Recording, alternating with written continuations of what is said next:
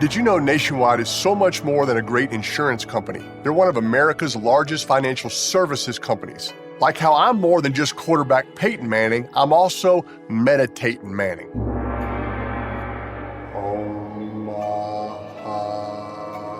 For your insurance and financial needs, Nationwide is on your side. Nationwide Investment Services Corporation, member FINRA, Columbus, Ohio. Hey besties, listen up. I have a secret to tell you. LinkedIn now has improved the job search experience for nurses. Search by your specialty, the shifts you want to work, and the salary that you want to make. With so many employers hiring on LinkedIn, finding the perfect job is even more simplified. So don't spend months searching. Go to linkedin.com/nurses and find out why in the past year, more than 1.5 million nurses have used LinkedIn to search for their next role. That's linkedin.com/nurses.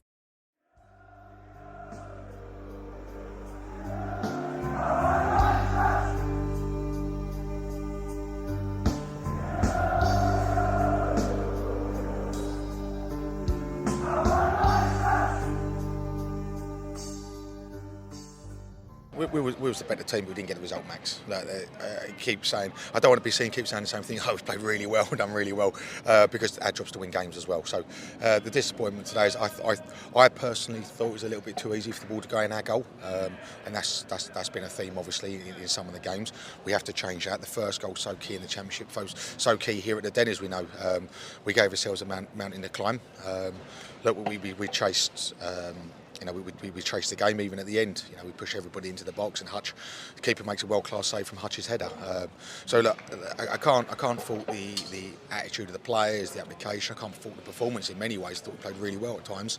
I thought the crowd really got with the players, and I thank them for that. It just wasn't to be today. Sometimes you just have to take it on the chin and get on with it. Good afternoon, dear listeners. That familiar voice, very familiar voice, was of course manager Neil Harris. That's the clip the club put out in the aftermath of Saturday's disappointing 1-0 loss at home. Joining me on this Monday afternoon is another familiar voice. It's Mr. Merv Payne. How are you doing, Merv? I'm good, thanks, Nick. Thanks for having me on. No, you're welcome. Good to have you. Do you join with our manager in thinking we've done really well on Saturday? Because I'm not sure that we did do that well for me. How did you see it? No, I think really well is perhaps a bit too generous. I wouldn't be too critical of the team itself, but and he was dead right about the goal. It was a really easy goal to give away. I think the word I got from it, just watching us both defending and trying to attack, was laboured. Yeah. Everything we did was it took like twice as much effort or twice as. And Luton, like I say, to use a good old football cliche, sometimes you've got to give the opposition a bit of credit. And I think Luton were really well organised. They knew exactly what they had to do to sort of nullify us or frustrate us, and they did it really well. When we were attacking them, and we built up some pretty decent attacks. It wasn't all big boot right from the get-go, but it did seem quite slow, and it gave them a chance to get themselves organised. And once they got it off us, they broke so quickly. And there was one player for me on their team that really stood out, and it was the guy Chong. Then if you know the white guy with the big afro, and he was constantly tracking back. He was on the edge of the area, and when we were trying to attack, absolutely. And he was getting and he was within seconds he was in our half, and they literally turned defence into attack really quickly, and it just felt that they were just that little bit quicker at doing stuff like defending and attacking, and the goal was just a bit of a disaster from the start. Really, it was a pretty innocuous cross that Brian got in the way of. Of Jensen for, and then we just couldn't seem to get it cleared. And I know the keeper was unsighted for the strike, but it just felt really a really soft goal to concede so early. So that was a frustrating thing. But Luton were well organised, they were well drilled, and it's that's I think sort of where we have to be. That's the improvement we have to make, is that be a little bit sharper. Well, they're playing a kind of a style that I think we are. Well, actually, I was going to say, are we aspiring to it? Because one of the strange things about Saturday's performance was obviously we lost Coburn, which was Mm, a lone player that's become this kind of pivotal part of our side, Merv, and we lost yeah. him. We don't know yet. I haven't seen anything online yet No, about there the isn't. strength of No. the injury, but let's presume he's going to be out for a few weeks. I think that's a major loss because he was, Mm, obviously he made an impact versus Sheffield Wednesday. And he's yeah. our plan A, isn't he? He's a target man. Yeah. We don't Yeah. yet know the strength of the Serbian kids, Ivanovic's recovery from the metatarsal. You read differing reports constantly, but let's say he's not available. So our target man's out of action, and we're back. We don't even have Tom Bradshaw now to use as an impromptu. We don't have any other idea or set of set play, so to speak, other than Yeah. but long balls towards the big man hopefully brings in other players, and it worked quite well against Sheffield Wednesday.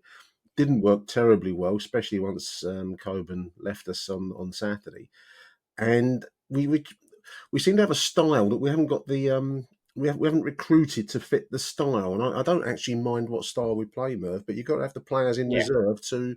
Yeah. Definitely. Yeah. Where's our other tall striker, even if he's not all that Yeah. great? Exactly. Who is it? Isn't there's nobody? That's Yeah. that. I Um. find that quite intriguing. Yeah. I mean, you've got a feel for Harris in a way because, like I say, he was obviously keen to get that Coburn style striker in. Yeah, He finally got him in, and he's pretty much an instant success. And then 20 minutes into his second game, he pulls up injured. And I mean, I've seen, obviously it's not been confirmed how long it's going to be, but I don't if it's a calf, then it's going to be. I think it's going to be a few weeks at it's least. going to be a And it while. just, Yeah. yeah, and it just brings back that old chestnut about Millwall's injury jinx. It seems just when you think we've got things, going our way, We get key dragged players back get in. injured. I mean, I don't know how long. I think Cooper's a similar injury as well, apparently, and that's going to be a big loss. And that's going to highlight our sort of a weakness in defence, especially with Joe Bryan going off. Luckily, we've got Scanlon, but yeah, it just you do feel for Harris. It's easy to, I've seen people sort of criticising his style of football, but like you say, once Coburn goes off, his hands are tied in a way. He's back to square one. Well, Trying to football wise, I both agree with what Neil was saying and disagree in. I don't know. You can't argue we've done really well when we barely managed. I think it was 3 shots across the whole game, and one of those yeah, was right at the death. But so that's not doing yeah, really well. But we did have patterns of play where we looked quite attractive, and we got the ball knocked around, and that was quite nice to see. And I actually yeah. There don't was some mind the nice. style, Merv. I don't object to the long Yeah, ball. I agree. Yeah, there Play was it some nice well little though. passes from Denori and Yeah. Esse, and it looked like Um, we could build some good little bits and pieces. But say once Coburn went off, the sort of focal point of the attack was gone, and it was back to was we hit the ball Langstaff into the just trying to. channels and chase Yeah, onto it, which yeah, is a bit predictable. I also find our long yeah. throw routine is a bit predictable as well. It is, in fact, yeah. You could say that about other free kicks and corners as well. yeah, I mean, I you don't think kind a of know what you're corner. going to get from Millwall, don't you? Yeah, Um, I think the first corner to actually end up on the Millwall player's head was that one right in the death, right in the mm, last few minutes.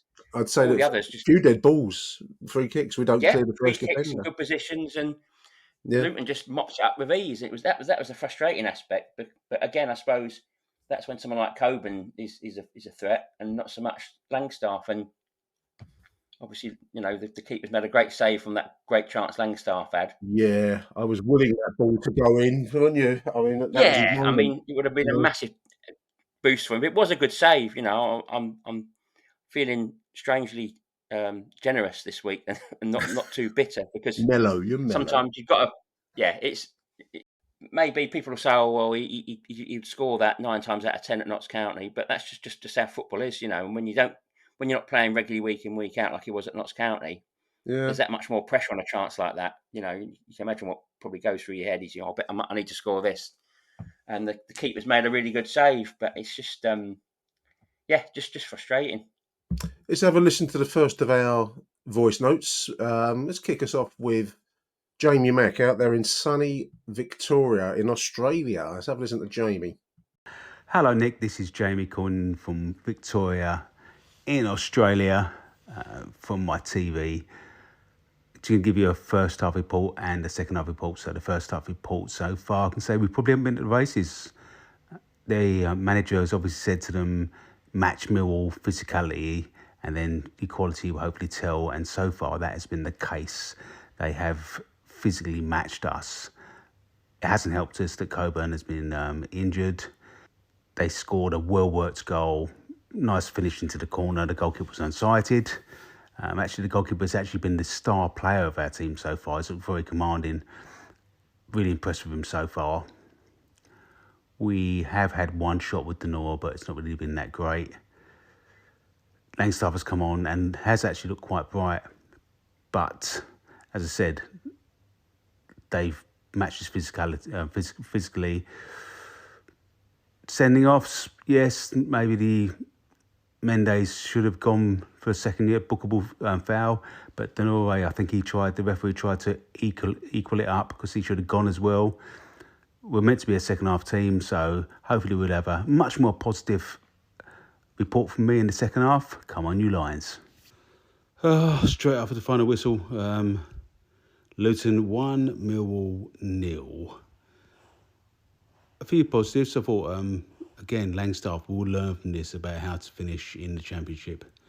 The goalkeeper looked fantastic. Saville wasn't really at the races. I'm not quite sure why I should have played him after the Northern games. He's looking that tired. Aziz looks like he's could become quite a player. Give him a few games. What else we got? Tanganga. Talk about the money we're going to get for SA. We're going to sell him. He'd be worth a fortune. The way he clattered the player in the corner, did the left to right foot dummy to get round him before getting clipped was amazing. But ultimately, we got bashed up by bigger boys in Luton. We won't play many sides like that play a similar style to us. So it'll be a great learning experience for our boys. Come on, you all Lions. I do know, Jamie, that you sent me a post message saying the red wine kicked in progressively as that message went along. So we're all going to forgive you trailing off a sentence. Like there's more to come when there isn't, but we hear you, mate. So a big thank you, Jamie, out there, and best wishes. And I know you're probably a red wine and medication cocktail there. So well done for actually getting it together to watch the game. I do make Jamie right though, Merv. Bashed up by bigger boys. I like that phrase. It did seem a bit like that Saturday, didn't it? Outdone on the physical front, and I suppose the injury list is a sign of that when you're coming up against the teams just physically stronger, as Luton sadly were.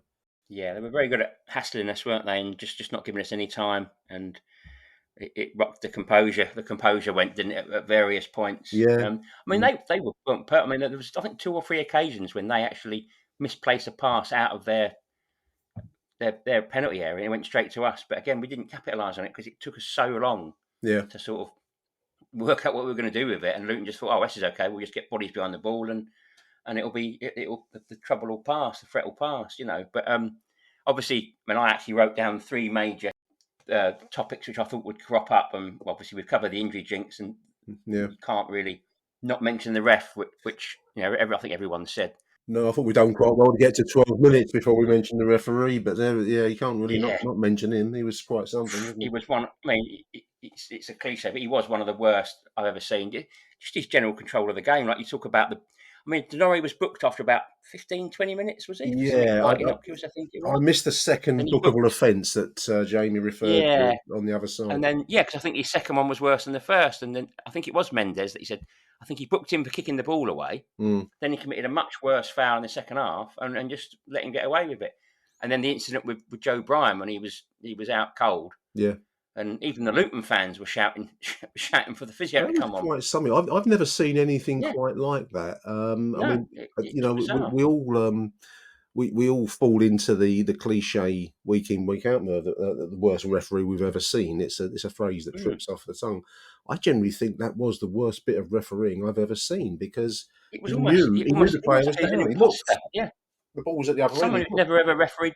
It was like that thing. What was that thing that happened at the BBC when they got someone in, some expert? They thought he was an expert. He wasn't. He was there for a job interview. He sat there and he brazened it out and he styled it out. It's almost as if they'd gone, "Where's the ref?" Oh, and they just grabbed him off the street because some of the stuff he was doing didn't even seem to be like anything resembling refereeing. No, That sort of mothers' meeting he convened with the captains and the very managers at one weird. point in the first half as It well. was like he was faking it. There was another show they used to have on Channel 4, Yeah, faking it. yeah, And you fake it as a football league referee. yeah. Almost like being back on Sunday football or junior football when the referee, makes it all about them. Yeah. I thought those days were gone, but clearly not. I mean, But we're I know there playing was down talk with a head last week. injury. I mean, Yeah, it's very yeah, frustrating when you're the team on the attack, but yeah, it's yeah, quite something where the opposition goalkeeper came out and I think he waved our trainer on yeah. because That's the right. game was Yeah, yeah, continuing, and the referee looked yeah, round and saw the trainer with the player, and you're still yeah. continuing. It's completely oblivious to what was going on in the match. It was just bizarre. I I don't, actually yeah, No, I don't know. I've listen, seen I it was, I worse. was weighing up the morality of emailing the football league. They won't take any notice, and they'll say No, things. no, they're But not bothered. I thought just to put it on the record that's what happened. This Mm. referee. Oh yeah, I know they get reported on. To what level I don't know by an observer, but but now you've said that, you've reminded me of something that happened back in the 80s when George Graham was manager, and he put it in his programme notes, and he said he'd actually written to the Football yeah, Association yeah. to find out why they get so few decisions away from home, and he was convinced there was some sort of bias. Well, I So even suppose he everyone's going to says, say that, and I feel like it, yeah, but for someone as level-headed as George Graham to start getting it, whatever the rights and wrongs of the other in-game moments, and you can always. I mean, there was when the moment where they hit the post. yeah, Followed. George Hunwin was pushed downwards. It was a free yeah, kick to Millwall. Everyone froze, which is the wrong thing to mm, do from the professional yeah, point of view. And then they hit the post. But I think mm, there was such a sense of everyone was aghast that this free kick wasn't given because it was so blindingly yeah. obvious.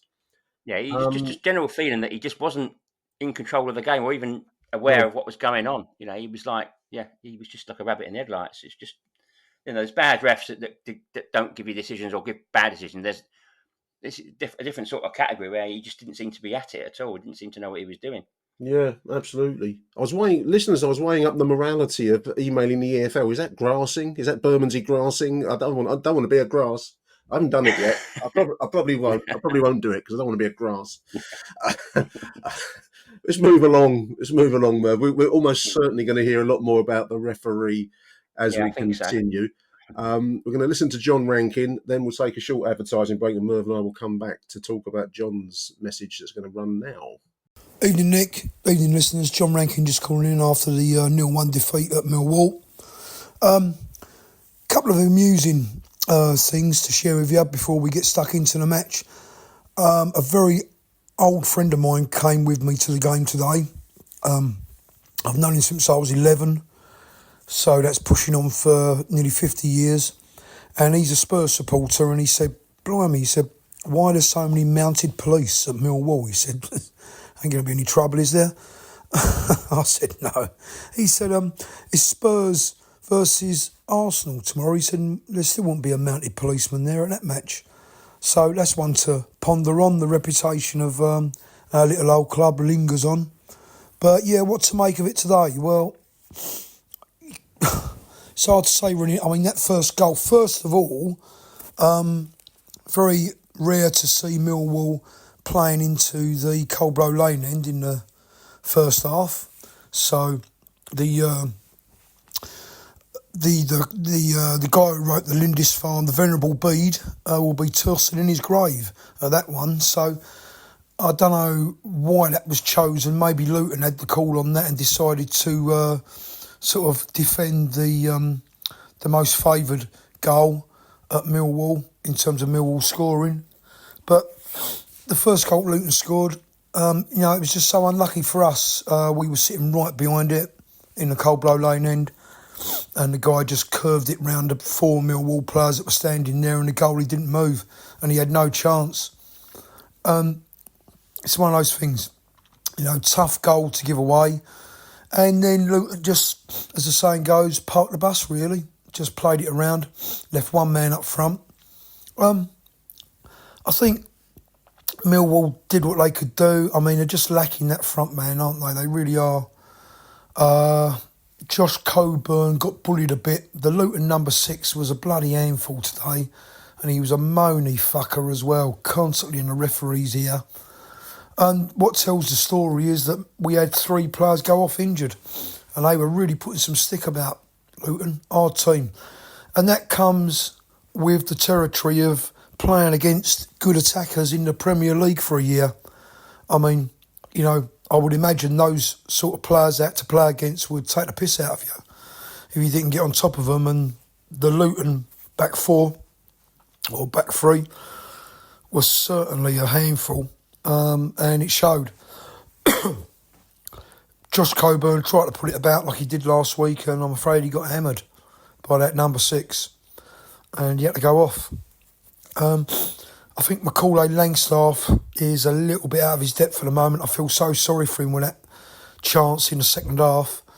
We all thought it was in the back of the net, and I suppose he did what he was used to doing in League Two.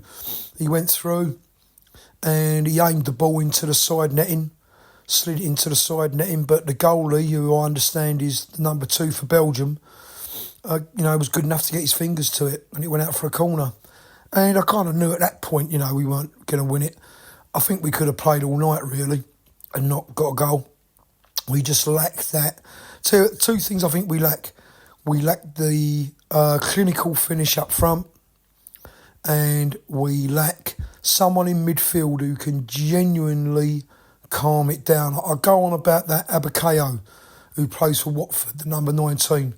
Someone, like John Michael Seri, who played for Hull, who can just bring a bit of calmness and composure to the middle of the park.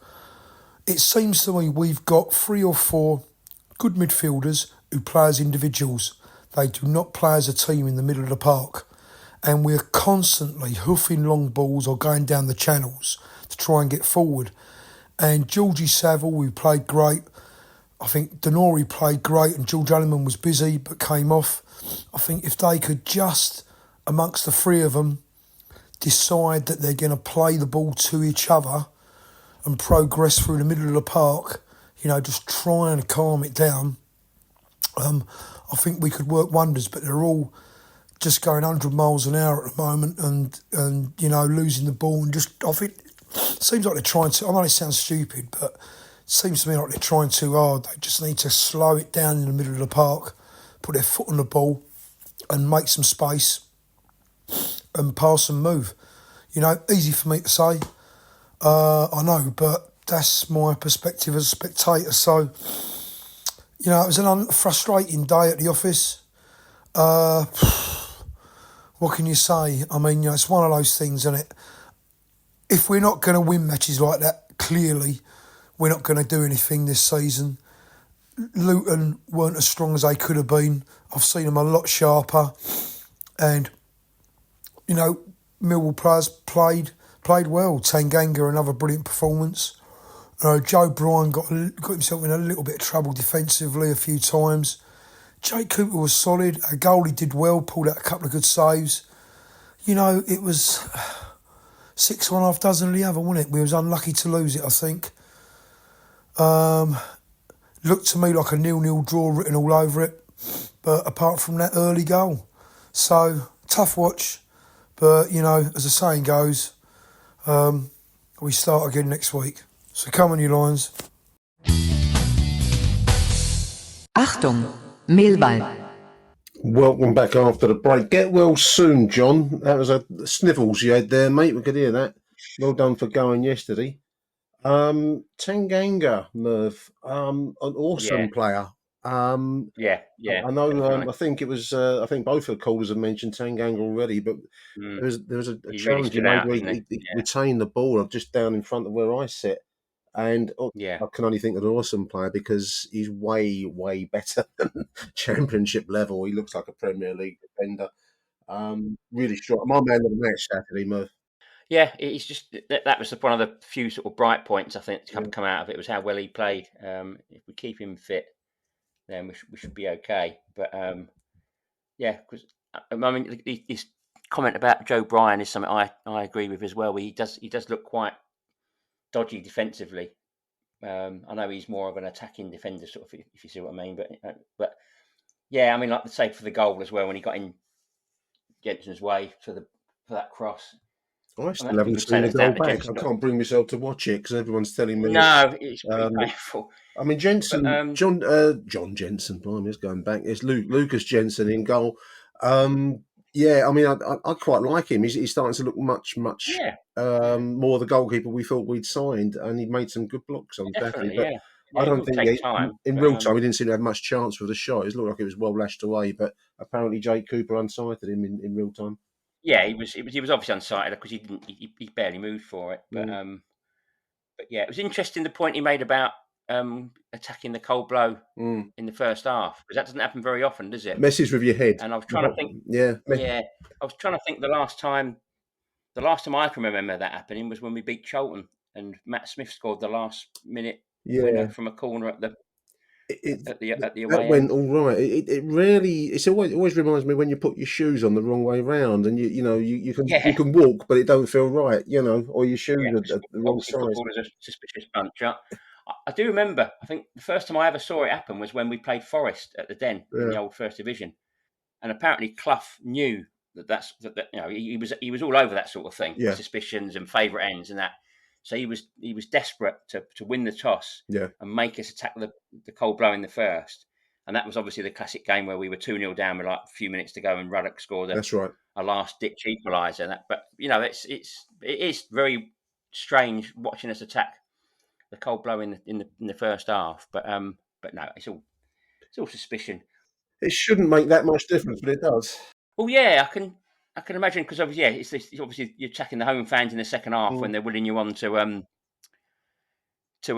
sort of press up and get a goal when you need one. But I don't know. It's I'm more bothered about these early kickoffs, to be honest. Oh, they're horrible. That's They're horrible. yeah. I saw a comment from Phil Clark Mm. on X. I'm surprised no one else has mentioned them. Mm. And he said that, he said, and it's basically what we get for dancing with the Sky Sports devil, I think, isn't it? We were obviously so keen to stay in the Championship and not go down, so we could collect their money. But this is what we get in return: is kicking off at 12:30. And I mean, yeah, some people say it doesn't make a difference, but oh, it it's makes got a to. difference. I mean, I mean, in fairness, even if we would have been relegated, they've got a selection of 12:30 kickoffs, even in Leagues 1 and 2. Yeah, yeah, they're doing the same Yeah, throughout the so EFL, aren't they? we wouldn't dodge Yeah, it. I mean, what I do no, notice, Merv, is and I've mentioned it in the other show. I think I was talking to Graham, but last season the club made huge efforts to fill the den, the old cliche, and really, by hook or by crook, whatever the mm, Groupon methods and all that kind of thing. But yeah, we did have a full stadium, albeit with mm, visiting tourists and all the rest of it. But yeah, that's because we're in central London. But you're mm, not getting that this season. I mean, the official crowd on no, Saturday was 14,000. I don't think there was 14 mm, in the ground. Where I sit up in Birdshit Corner, there was quite a good few mm, empty seats, which I don't mind because it suits me. But yeah, that's not filling the den. But the balance of no. it must be that the TV money makes up the slack, because Yeah, yeah, that is it, isn't it? that's the thing. But no, And I I was don't reading like them. I was reading an article with Scott Parker, the Burnley manager, Yeah, because they played Leeds on Saturday morning. And he said, as a player, he hated them because you're having like your pre-match meal at 9 o'clock, you're yeah, having like pasta and chicken or whatever, yeah, and it just throws you all out. yeah. And the atmosphere is not the same either. The atmosphere's takes a bit longer to get going, and Yeah, yeah, it just doesn't feel right, does it? And atmosphere wasn't bad Saturday. I think Millwall will yeah, always once the game gets going, and they'll always pick up the slack on that. But yeah, it does have a slightly unearthly feeling. It's like you're finishing your mm, breakfast and you're at the football. None of it. yeah, yeah, And Saturday was all about that. It's like the game just didn't click, and the whole day didn't quite click. But there we are. yeah, yeah. But as Phil has said, we've sold our souls, or the game has sold its soul. We haven't. Yep. Those that run the game have, so it's not going to change whether you Mm, like it or not. yeah. So, big thank you. No, no, it's only going to be more of this, More, isn't there? Really, we're more. only going to see more of it. You look at I Yeah. mean, it's going off on a tangent here, Merv, but you look at the amount of pumping up they're doing now to the European Champions League. They've got this Oh kind God, of yeah. colossal group stage now with, I can't remember any Mm. more live games, and you just can't watch that amount of football. It's a No, modern. no, it's not. Elvis Costello said pump it up, didn't he? And that's what they're doing Yeah. to football. But there we are. We ain't going to change it on this show, listeners. That's for sure. No, no. Let's have a listen to Bill Slack, Merv. He's always good for Okay. comment. Let's have a listen to Bill. Hello, Nick. It's Bill Slack. Thought I'd, seeing as we've lost, I thought I'd ring in and moan. I can't ring in when everyone's happy. It makes me miserable. I think the first place you've got to start with that is the referee, and it absolutely appalling. They should have had a player sent off. I think it was 23 fouls Luton committed to our 8. I'll come on to that in a bit, but not nearly enough. He just didn't stamp his authority on the game. He let them get away with it.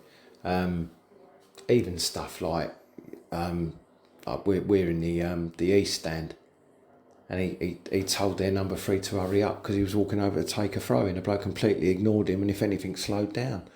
And then you had the fella going off in the second half. Right, go and hurry up. Then turned his back on him, didn't look at him again. Geezer slowed down. He had no control over the game at all. Now that incident with Brian in the second half, you think about it this way, not that I give the first fuck about Luton supporters in any way, shape or form, but there is a support that's seen their captain, the same player, nearly die on the pitch twice in the last 2 seasons, and that referee has completely ignored a player laying still with their goalkeeper waving, saying get somebody onto the pitch. You then get the trainers come onto the pitch without the referee's permission, and he turns around and looks at the trainers on the pitch and still allows play to continue. Disgraceful, really, absolutely disgraceful. I was pretty sure Brian was all right. I think it was an awkward, he landed awkwardly, but he could have been laying there with a fucking broken neck, and the geezer's just carrying on. So, without a shadow of a doubt, the referee had an effect on that game. If he'd have done his job properly, we would probably have got something out of it, because they should have been down to 10 men. 23 fouls to 8. We were at Millwall today. They were stronger than us. I'm not going to say they wanted it more, because I don't believe that was the case, but they were more physical. They were a bit more clever in their game management. They really didn't let us do anything. I was quite harsh on our keeper Jensen at the time when the ball went in. I couldn't get my head round that. Harry hadn't even dived for it, but having seen it, it looks like he didn't really have a chance. He didn't really see it coming. But we're now in a position where we've got one fit striker. We've now got Cooper out with a calf injury, and we are in the position that I was talking about a couple of weeks back, where we've now got Hutch at centre half. But you have to be fair to the bloke. He was pretty good second half. He didn't really put a foot wrong. So maybe I've overstated his age and his fitness. Maybe he's coming back to his best. Let's hope so, because we haven't got any choice. But I watched Neil Harris after the game, the interview, and he was certainly a lot happier with the performance than I was. He was certainly a lot happier than I was coming out of the ground. But it is what it is. They spent 11 million quid on the centre half last year. That fucking Changiza who ran the game, 4.5 million quid. It breaks my heart to say it, but Luton are in a different league to us in money terms, and that's just where we are. I think it's going to be a season of huff puff, battling, scratching, kicking, blood, sweat and tears, to hopefully finish mid-table to lower table. We have only got 4 points out of 15, regardless of what our mate Neil keeps telling us. The table don't lie, does it? But onwards and upwards, mate. We lost, but I didn't sound too miserable, I don't think. I've turned over a new leaf. I'll speak to you soon, mate. Cheers. Good stuff from Bill. As always good to hear from Bill. Merv, it is a money league, mate, isn't it? Whether we like it or not, we are up against... and Luton's got their Premier League boost to their finances, and I suppose to some level, they had a poor start to the season, but to some level, as Bill put it, they out Millwalled us physically, and the injury list probably shows that a little bit. Not much you can do about it, really, because that's the division that we're in, and we don't command those resources, sadly. Yeah, I think Luton were very sensible. They didn't go mad splashing the cash last year, because I think they sort of felt it was pretty likely they'd be coming back down again. So I think they were sort of planning for the Championship while they were still in the Premier League, which is it's a sensible way to do it, rather than like some teams will go out and buy about 25 players, spend about 120 million quid, and still come down. But yeah, they seem to be very well organised, and they're not getting ideas above their station, spending silly money. They're getting players who they know will do a good job in the Championship, as Bill rightly pointed out. He mentioned Chong, as I did, who I thought was outstanding Quality at this level. player. He's definitely a Premier League player. Yeah, definitely a Premier League player. Absolutely. But interesting about Hutch as well. I think Hutch is one of these players. I think when he plays alongside Tanganga, he does much better. Yeah. I think he perhaps struggles a bit when he's with Cooper. Perhaps there's a better understanding between Tanganga and Hutch, but he looks a lot more solid with Tanganga. But I hope that stays. We can only hope that he stays fit. That's right. Yeah. Tanganga, we've mentioned already, top class performance. My man of the match. Yeah. I think many other people's man of the match, Merv, as well. Yeah, definitely. I've been trying to think of the mental image of the referee, and as Bill's describing, the kind of the players ignoring him, and the kind of general kind of lack of, the kind of all being all over the place. And it reminded me of like one of these fill-in teachers used to have at school when they bring someone in when the main teacher's gone sick. Yeah, like a peripatetic geography teacher. Everyone, insulted them to their face because they had no commanding no respect.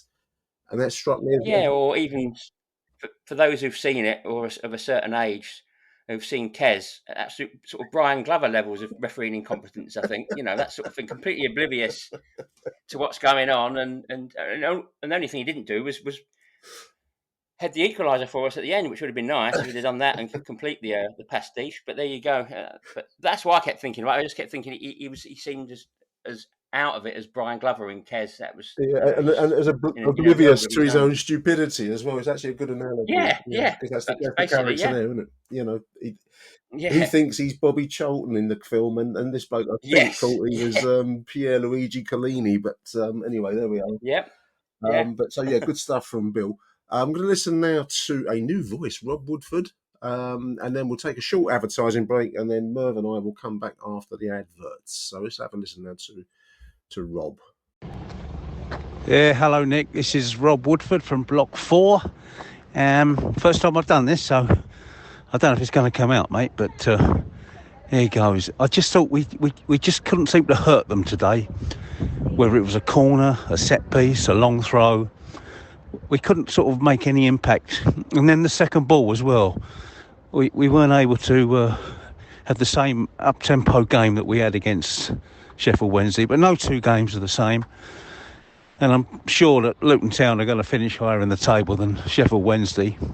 Tanganga was immense, and I like the look of young Scanlon when he came on. The injuries are a bit of a concern now, but the squad will have to be rotated a bit. We've got a fairly big squad now, so that shouldn't be a problem. But too many people had an off day or just couldn't quite make the same impact that they did last week. We got a few too many journeyman footballers and don't have the quality, but no excuse really. We put it on a couple of weeks ago, but we just couldn't quite do it today. I thought we was better in the second half. But shame. It's only one goal. It's only, the goal difference isn't too bad if you look down the other end of the table. A lot of teams doing worse than us, but roll on. Let's see how we go against QP. Ha ha ha ha ha. Nice one, Rob. Yes, it did come out, mate. Well done. Good to hear from you. And if you listeners want to contribute to this voicemail show, Merv and I'd love to get your messages, and it's great to get different voices. So just give me a shout on X. You can send me your private message on there, and you can either send a message on it, or we can exchange mobile phone numbers. So let's take a break now, then I'll come back and talk to Merv. Achtung, Millwall. Welcome back to the show, Merv. Merv, I wanted to talk about Macaulay Langstaff, because obviously a few of our callers have mentioned the chance that he had, the one chance that, largely speaking, came our way. He was through on goal, and the goalkeeper actually did well to save it. So a lot of talk about, is he out of his depth, and has he been over promoted? I think it's a bit early to be saying stuff like that, because we've barely seen him. And yes, that was a make or break chance, if you like. Would have got us back into the game, but the goalkeeper did well there, and I think that's probably how I'd come down with that opportunity. How did you see that chance? He'll probably feel he should have scored it, I suppose. But how did you? Oh yeah, definitely, because someone who's got 70 goals in 90 games for Notts County Yeah. will definitely fancy himself. Yeah, but I think he's also one of those strikers that perhaps doesn't need maybe 3 or 4 chances in some games. But I did notice, I sort of watched him a bit more in the second half, and he was getting into some good positions on the edge of the 6-yard box. Yeah. So I think he just, again, it's a cliche, but he just needs the service. We just need to be creating more chances and getting it forward perhaps a bit more quickly, because if he ends up playing in the sort of Tom Bradshaw role, then Well, it won't I can't be suit him. surprised if we don't get the same result. We need a different style for Macaulay Langstaff. Yeah.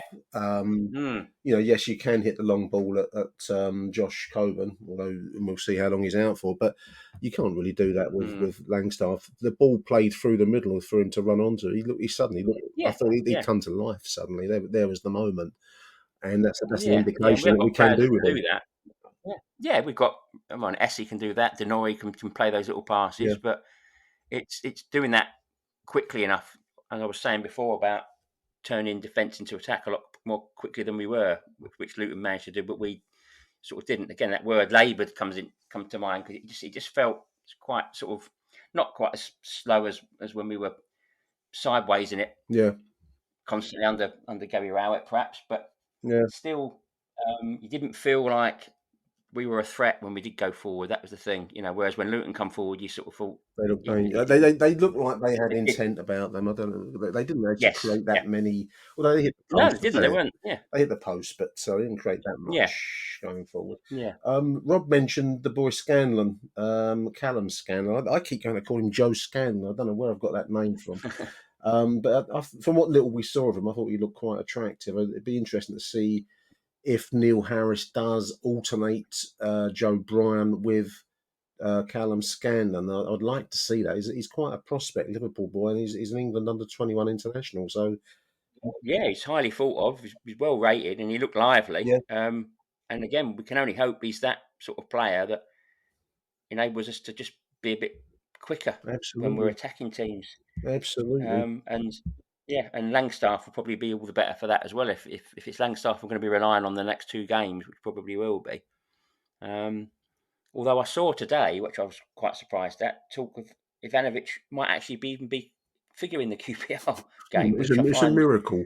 bizarre. It's a miracle. Gonna say, Case of miracle healing, Merv.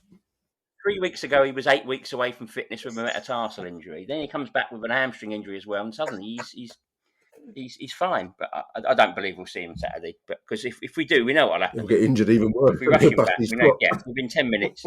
Yeah, he'll be out for the season. It'll be Chris Guthrie all over again. Do you remember Chris Guthrie? I do remember Chris. Do you remember that? Yes. Yeah, that was, I think it was our record signing. He was like guaranteed goals.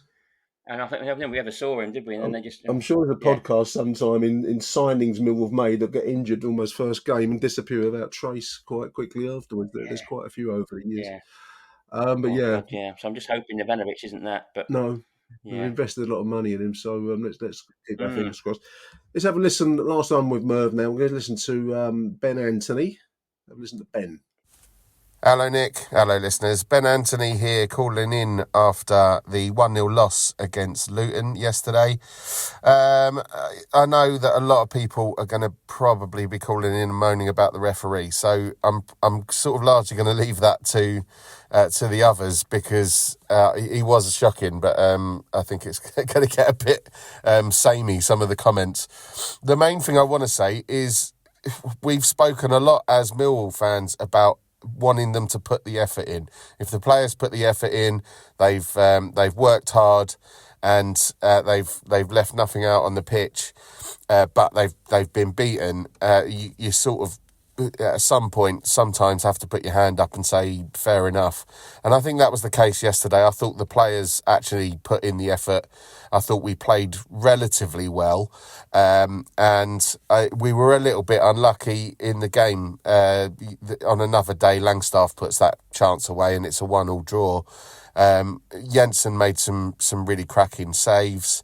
I didn't really. I'm at the other end, so I couldn't overly clearly see the goal, but it looked like a really good finish, to be honest. And it's just one of those days, things just didn't go our way. I guess the more concerning thing are the potential injuries. Coburn, Cooper, and possibly Brian as well. That was a while he was down, and then he was subbed off shortly after. So, we'll have to wait and see how those players are and hope that they're not too bad. We've got a big game next week against QPR, and we just need to keep the performance up, and hopefully we can get a result and get a bit of momentum. So one of those days. I didn't leave the den sort of fuming or anything like that. I sort of left thinking, that we tried and the effort was there. We just didn't win, and sometimes that happens. And I felt like Luton, who weren't the best team I've ever seen down the den, but I think their tactics were absolutely spot on, and they sort of smothered our style of play. And it meant that we didn't have the sort of freedom that we normally enjoy at the den under Neil Harris. So, some lessons to be learned, I guess, from the management there, and some sort of a good experience for some of the younger players in the squad.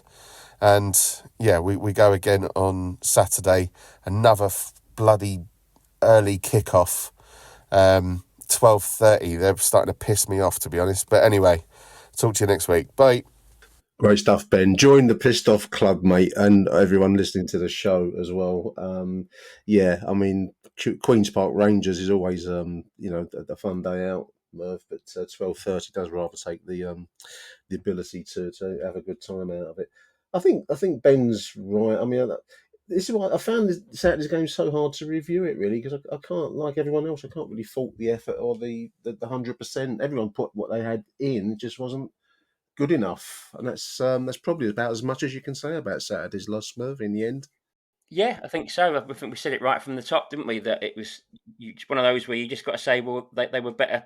The opposition were just better set up than us, and they've got a good coach in Edwards. He knows how to sort of set teams up. He knows how to, obviously how to stop the opposition. He's a very, very experienced Premier League experience counts, doesn't it?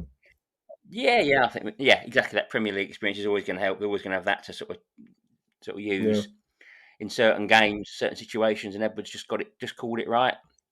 I think we were just outwitted a bit as well as outfought. Yeah, just one of those things. But I say it's hard to be too critical of either the players or the manager. No, not when they're giving everything they've got to injuries give. You can't ask for more than that, and I think that's I think that's the epitaph for Saturday's loss. There we are. Before I let you go, Merv, I just want to mention to the listeners the walk that Bill and I are going to be doing in assistance of the young man Oscar Fairs, young West Ham boy, 14 years old. He's been in their youth sides, suffering with a brain cancer. He's out there in France. Anyone that follows me on Twitter will see the little video. I've had messages from his mum, and really touching messages. And I'll be honest with listeners, and I think probably I'm speaking for Bill a little bit on this, is that when he suggested we do the walk, I said, yeah, of course, happy to do it, but you're doing it without really realising the fact that it can have an impact on somebody else. And Oscar's mum has sent me messages saying it's really lifted his spirits, this whole thing of wearing the West Ham shirts and walking, to their ground from Millwall, all that kind of stuff, and it's lifted his spirits. And when you see the little video that he's done, if we've made an impact, I don't know what else you can do in this life, really, and raise his spirits and help him to get through what must be a very, very difficult process. I can't imagine it. Anyone out there with family can't really imagine it. So we're doing it on October the 13th, which is a Sunday, and there's a link on Twitter, which I will boost. I'll stick it in the show notes for this show. Anything people can spare is going to help. In my not experience, I did the walk with Bill for Isla Caton, and the experience I had, if you want, is that you always need a much more money than you think you're going to need when you're going through these things. So the target originally on the GoFundMe appeal was 100,000, and I think they're on 122 when I looked earlier on. That's a GoFundMe set up by the family. Incidentally, I've got no link to that at all. So the money you're donating will go to the Fairs family, and there's a full account on there of his treatment. And incidentally, Merv, football's a world full of cartoon figures, but you've got to take your hat off to someone like Dave Sullivan, the West Ham owner, Yeah, yeah, a cartoon figure. Let's be honest. He's put 10 grand in there, Merv. yeah. Can't argue with that, mate, I can think you you? mentioned Declan Rice Declan Rice has donated as well, hasn't Declan he? Rice 5 grand, and I I think, did yeah, see Robert yeah, Snodgrass. yeah, I think yeah, that was about 1,000. You yeah. can't argue with those kinds of donations, Mm. and No, of it course you can't. No, puts a it's different slant on individuals you don't really know, but you create these images in your mind about people, and yeah, yeah. I was really struck by that. So, yeah, well, that's not till October, Sunday morning. Bill Slack, will be doing the walk. We'll probably stick loads of pictures on social media of us dressed up in fancy dress, wearing West Ham shirts, walking the streets of Bermondsey. The plan is we go via Coldblow Lane through the Greenwich Foot Tunnel and on up through the Little Isle of Dogs to hopefully touch on the old Millwall sites, and then we'll walk on to Stratford from there. So any support will be most welcome. It's a good cause, and when you watch the little video that he's made, the boy, you can't help but be touched by it. So any help, Yeah, very touching. It any is. help or support would be Yeah. much appreciated. Merv, I want to say thank you for joining the show again, mate. You're becoming a regular now. Pleasure. You're getting into the swing of this, aren't you? Enjoying it. I am. I'm really enjoying it. Good Yeah, stuff. it's good. I love listening to the messages as well because they're really good. Yeah, keep them coming. We do have some characters in amongst our support, don't we? And I love the messages. So I'm going to close the show out now. Got two longish ones. Whenever I ask people to send in a message, listeners, I always say make them about 2.5 minutes, 3 minutes ish. But I've got two hefties coming up for you shortly. And then we'll close out with talking of characters. I'll close the show out with Bobby T, who sent me a kind of what can best be described as a series of emotional messages, in-game messages. So I'll play all of that for everyone and close the show out with Bobby T. But first up will be Alex Van Dyke and then Matt Webb, and then we'll close the show with Bobby T. So until the next edition of Achtung Millwall, big thank you, Merv. Cheers, Nick. Big thank you to you, dear listeners. And now over to Alex. Morning, Nick. Hope you're well, mate. It's the Sunday morning after a sunny day down the Den on Saturday. A 1-0 loss to Luton. Well, it was one of them days, wasn't it? I think I said, I'm pretty sure I said after the Sheffield Wednesday game that after the week, it's a shame we can't play tomorrow because they was playing really well. And I think the international break, you can see what they're working on. Don't get me wrong, we didn't play bad. We played really good passing football. But it was just, I think, international break. Luton hadn't picked up 3 points since April, wasn't it, last? And they probably got a bollocking and then been in every day training. Some of the players have had a little bit of a break. Not that it showed in fitness or anything. It was just one of them days, wasn't it? I think I always get frustrated when teams turn us around at the start. It's like, you've ruined my day now. It hasn't even kicked off yet, but you've ruined my day when they spin us around. But the game went pretty even. They wasn't better than us. They was terrible at the back, passing out. Again, the referee was worse than the Sheffield Wednesday ref. He made that about him. The time he was taking, talking to individual players and management, and then something that really grated me at half time. I'm not sure if anyone else, if anyone's listening to this and they sit in the Coldblow Lane lower. Did anyone else see the linesman when he checked when the linesman checked the net, and he was giving it like giving it waving hands and put his fingers to his mouth to shush us. And I was like, you can't be doing that. That's not like, we're allowed to get frustrated. It's part and parcel of it. But you're meant to be an FA linesman. A bit of professionalism there. And he was sort of taunting the crowd a little bit. and it just went to go with the referee's performance. It was terrible. It picked up a little bit in the second half, but yeah, the first half was terrible. He gave them everything, and I really don't understand why they can't play to the rules. You know, the first half, when we was getting our corners, and the referee stops the corner being taken to tell the Luton player to stop fouling the Millwall players. Just blow the whistle and then give a penalty. Like, surely that's the rules, right? Let's play by the rules. Right, I've blown the whistle, take the corner. Oh, you're fouling him, penalty. I don't understand why they stop the game and stop doing that, giving them just like second chances, third chances. And I'm pretty certain that Mengi, he was pulling Esse all over the place, and he went to yellow card him, and then he realised he'd already been booked, and then didn't. There's my rant. The referee was shocking, but the whole crowd. I'm not too sure what player went down in the second half, but that was terrible. Like, just like, they're meant to be there to protect players and protect the rules. But it was pretty cool when the whole stadium, even the Luton fans, were badgering the ref because, you know, head injury. The Luton goalkeeper's waving his arms about. The ref hasn't even turned around. He's run the whole length of the pitch, just looking at the ball. Yeah, they scored their goal. It wasn't great. Good save from Jensen with his feet.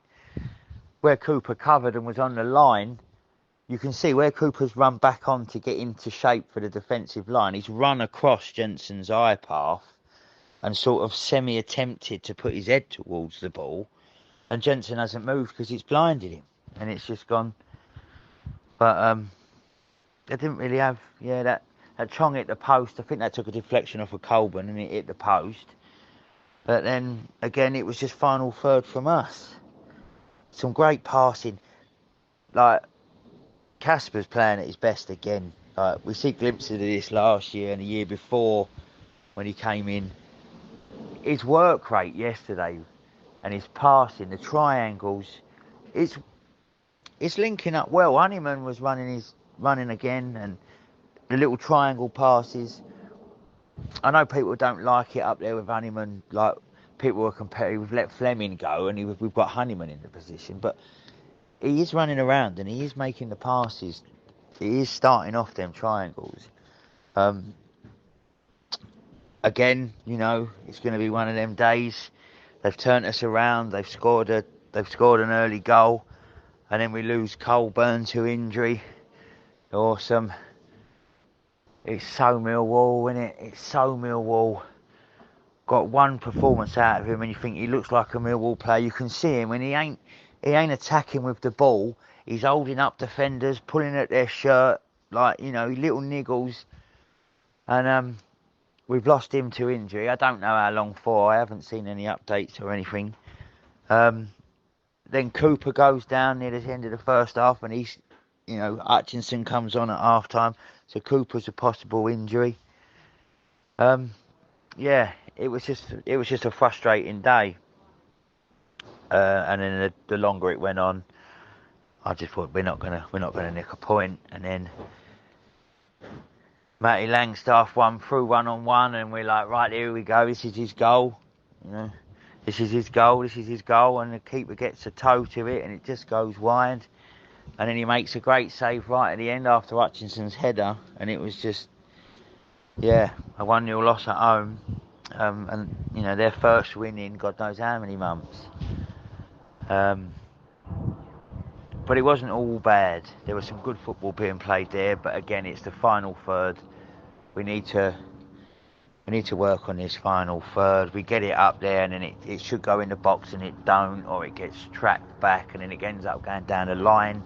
But then it comes back down to the defenders, and it's like, it needs to go in. Substitutions weren't too bad. Just personal opinion, but I don't think anything of that Azazi, that kid from Reading, he's got nothing for me.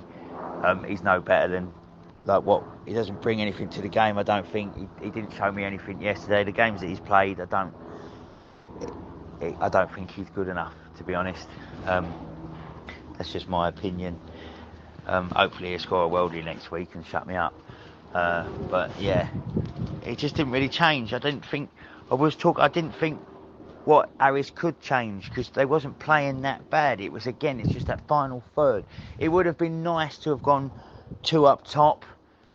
You know, I think he got to like 81 minutes, and then he brought Imaku on, and is it Scanlan or Skolan?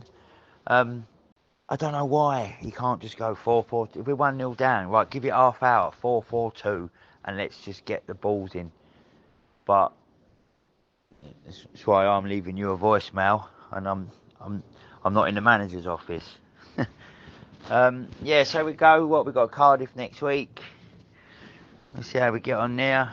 I think it's just going to be one of them seasons that we'll win. You know, we'll win, lose, draw, win, lose, draw. I'll take that. I've said it before. I'm happy if we just stay in the division. I don't care if we, 17th for do me.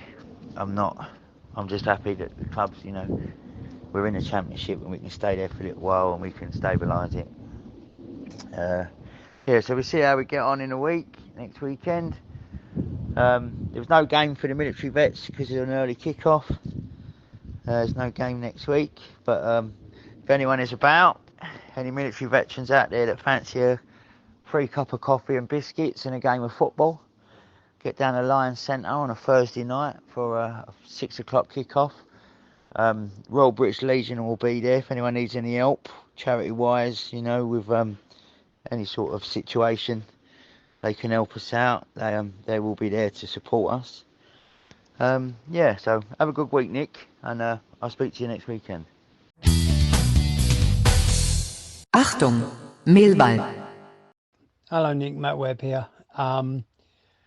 First of all, my excuse voice, medications kicked in.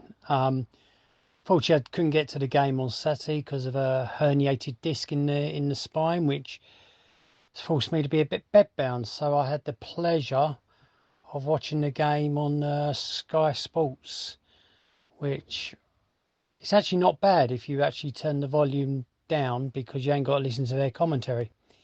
Anyway, my thoughts on the game. Well, it was simple, mate. The game was lost on the toss. Now, it sounds a bit funny, this, and and it happens in like other sports like cricket. If you lose the toss, you're destined to lose.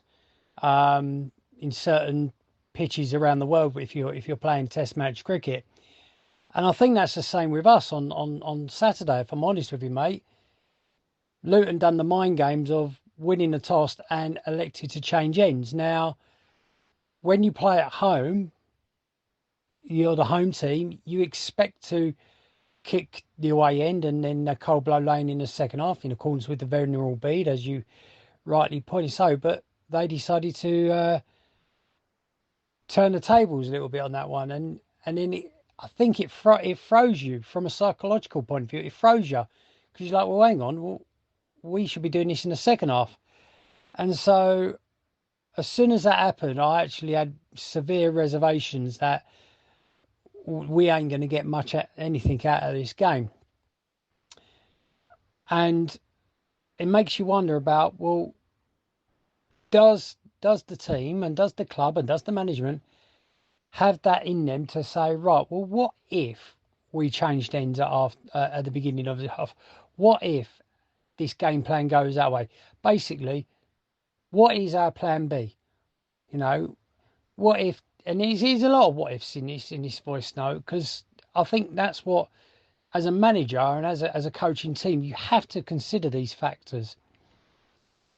For instance, as well, like we lost Coburn with a calf. Now, hopefully, he's just pulled up on a tight one, and touch wood, it isn't a long one. So, we haven't got another big man because we've got the Serb that's going to be out for a bit, and everyone's saying he's going to rush back, but he's still going to have to get up to speed with the pace. So he's going to take a long while for him to get up to match fitness, especially in the Championship. So plan B is obviously going to be Langstaff. Now, we can't play the style of football that we wanted with Coburn and obviously Ivanovic when he comes along with Langstaff. So again, what's plan B? And the second point is obviously Cooper getting injured. Now, all along, I've always worried about the two centre halves, that if they go out injured, we're relying on, and I did quote Dad's Army with Hutchinson and Wallace. Christ knows what's happening with Harding. We don't know the ins and outs of that from a club perspective, but it showed. It showed on Saturday where Adebayo, or whatever his name is, he outpaced Hutchinson. Lucky to stay on the pitch with a reckless tackle. And you've got to think, well, that's just Luton. There's 22 other clubs like that who are going to have that pacey striker that will target our defence, especially with Cooper now being out injured. Again, fingers crossed it isn't going to be a long-term injury. So the factor is what is our plan B? Do we have a plan B? And it really does worry me, because this is not a Neil Harris thing. I think this is a Millwall thing, because I remember even when we had Rowett in charge, he did not have much of a plan B either. So, variation is so important in managing a successful team. And so, I just honestly thought from the moment they changed ends, we was on, I want to say a hide into nothing. That's probably not right, but I didn't think it was going to be as easy as it would be. Now onto the game. Yes, they scored a good goal, and no way was that Jensen's fault, staying rooted, because the guy shot and Cooper's walked right across his line of sight, and Jensen had no chance with that to dive, because he didn't see it until late. So unfortunately, I think there's an element of Cooper at fault there, just trying to run back and just got in the way of Jensen's line of sight, and the goal went in. Saying that, the lad who scored the goal was lucky to stay on the pitch, and I'll come on to about the referee shortly. I thought I'll pick out some other individuals.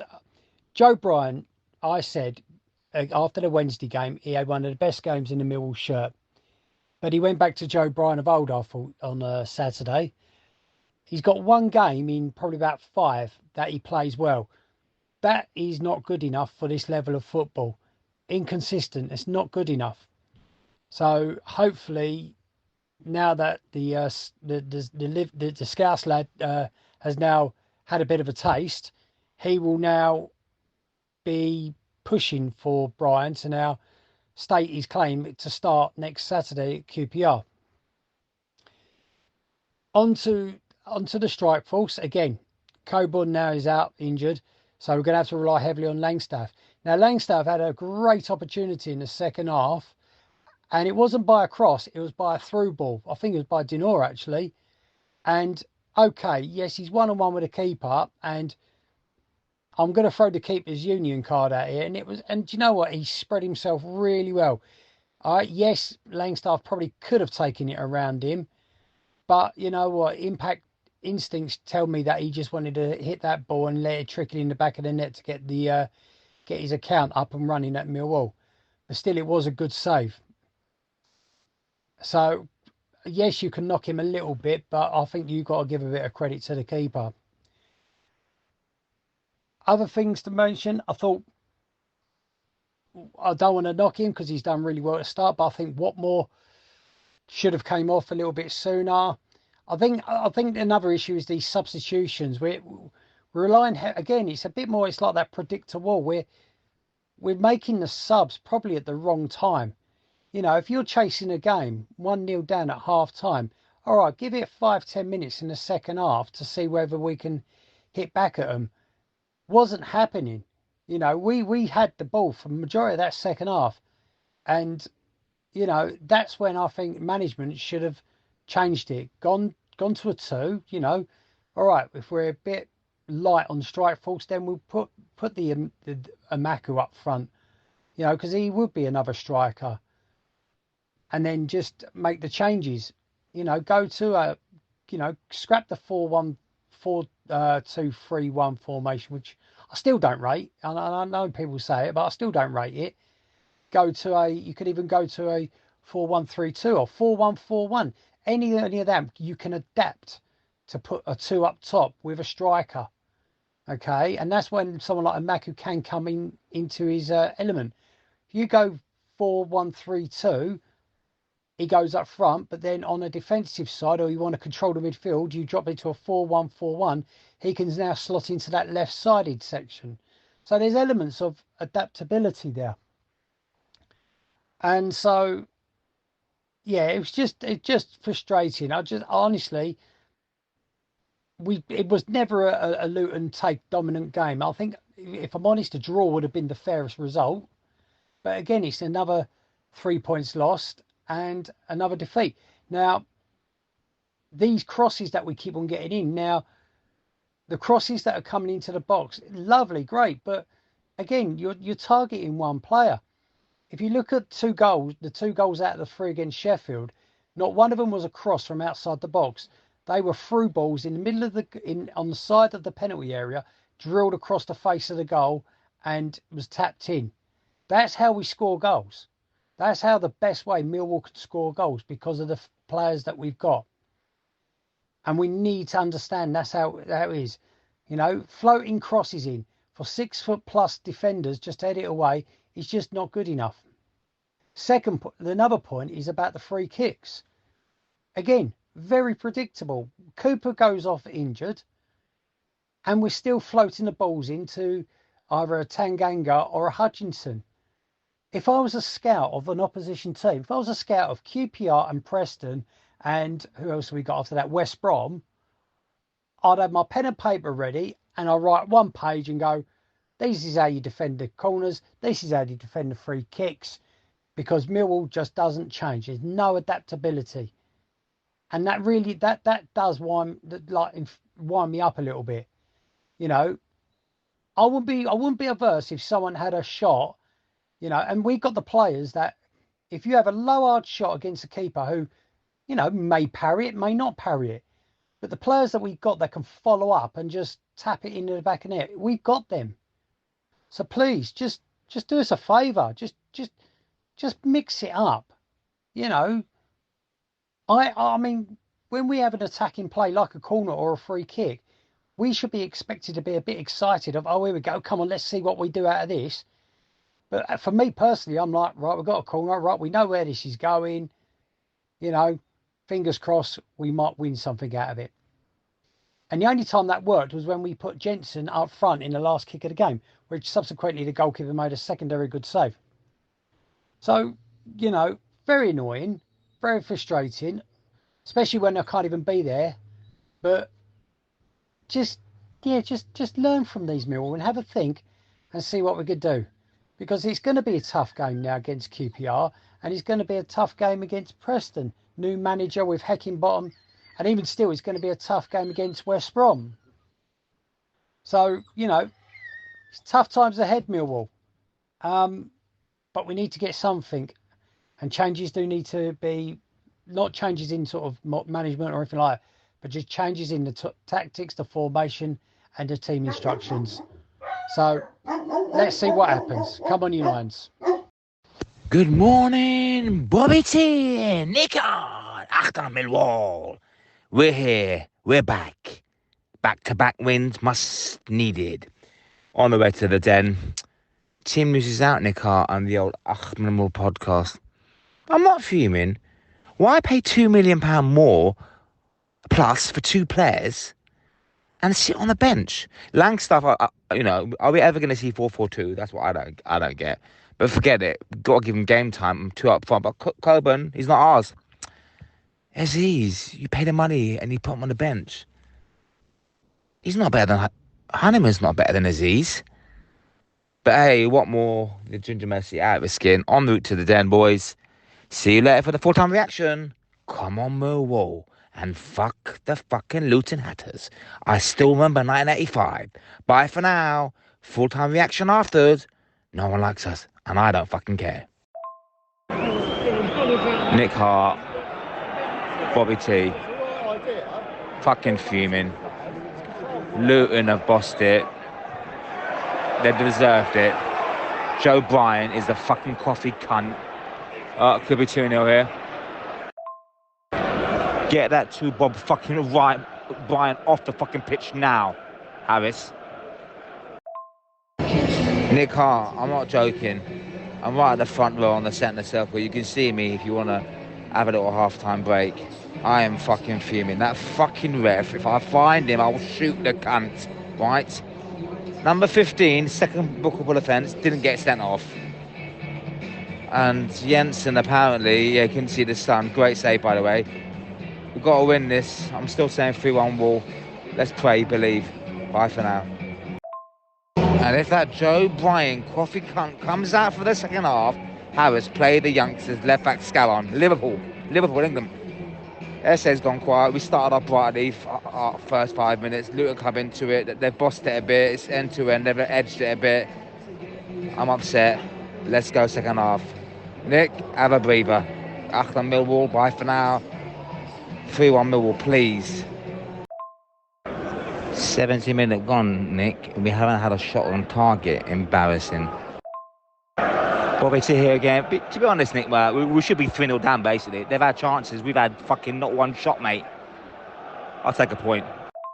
Nick Hart, Bobby T, I'm fucking fuming. We didn't deserve that. Ugly performance. I am fuming. What a save. 1-0 loss. Gutted. Absolutely fucking gutted. Joe Bryan, I love you, man. Retire, mate. Luton game 2 years ago. Harris, I love you. Maybe it's time to walk. Bye for now. Football's not about life and death. Like Joe Bryan, I was cussing him, shit cutting all that, but he could have died today on the pitch, swallowed his tongue. Football is not about life. We lost. Harris, you need to look at yourself and the players. Ugly performance. On to QPR. Bye for now. I'm fucking fuming. One more time. Yeah, they're clapping the players, but we huffed and puffed. Langstaff, you should have scored. I'm done. Oh, fucking hell. Bye for now, Bobby T. Basically, Nick, Bobby T here again. Hit and run.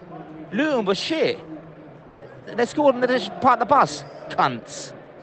Early days, early season. Harris, maybe it's time to look in the mirror. I keep saying the same shit. Sorry, Nick Hart. Love you. Bye for now. Oh, no, wait. Nick Hart, bipolar, Millwall. Bipolar. Ruin my weekend. And my last time, Hatters, you cunts, fuck off. Bye for now. Bobby T here, full-time reaction in my car in Verney Road, Islington Road in my car. You can see by my voice. Nick Hart and the Achtung crew Millwall. Achtung. Love the show. You know what really upsets me? It's not about having the stats, Nick and the boys. The stats don't lie. This is our second home defeat now, right? And I don't know where we go from here. Like, Luton was shit. Like Joe Coburn and Cooper are injured now. He's not even ours anyway. Langstaff can't really cut it in this league. Golden opportunity. He's not thinking. Don't get me started on the Maku coming on doing nothing. Langstaff, maybe he's not cut up for it. Aziz again should have started. I mean, Hanneman works harder, but we've lost 2 at home now. Like they say, dream things can only get better. But Harris, I mean, maybe you've taken the club as far as you can now. That's what I think anyway. Because it's early days, man. But yeah, we lost Fleming. I don't care. We played it. Look, I'm just demoralised. It was an ugly performance.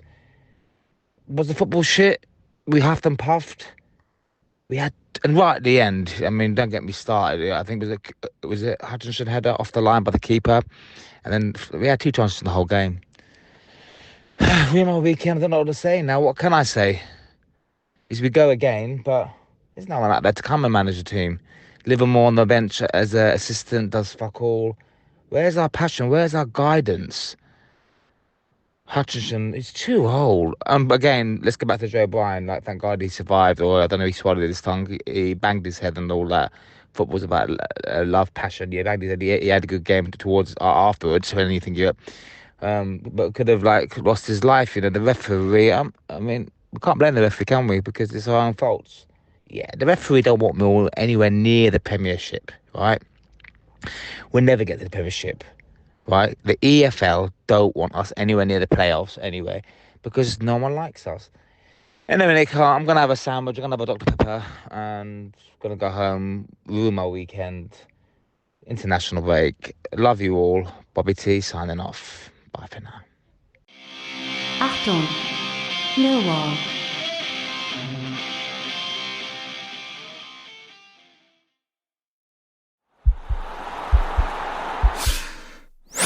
This podcast is part of the Sports Social Podcast Network.